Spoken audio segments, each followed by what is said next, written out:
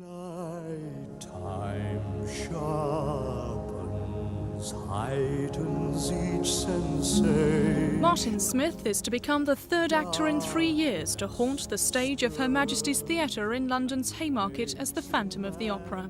Michael Crawford was first to stun the crowds with Andrew Lloyd Webber's dramatic creation of the Phantom, and his was a hard act to follow. But for the last 2 years, his successor, David Willits, has continued to pick up standing ovations. Now he feels it's time to move on. Former Crossroads actor Martin Smith is waiting in the wings. His plans for the part are quite simple. Just giving my own performance, and giving my own interpretation of it, and seeing those things that I think that I can bring to the role come to fruition. I mean, that's, if you take over in anything, of course, you're always going to be compared with the person before. But I think, what I'm planning to do with the role is very much my own individual performance as opposed to being like Michael or anybody else.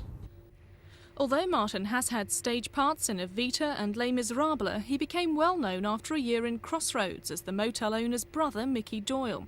And more recently, he's appeared in the popular TV series The Bill. Do you make a habit of this, in knocking people up in the middle of the night? No, sir, not usually. Thank you, George. Would you like to come this way?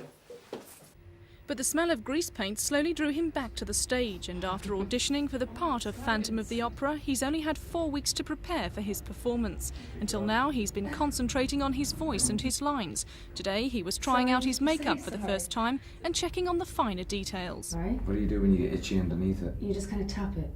Oh, right, like that. It takes 2.5 hours to achieve the full painted horror of the Phantom, but for Martin, just the groundwork was quite enough of a shock. That's it.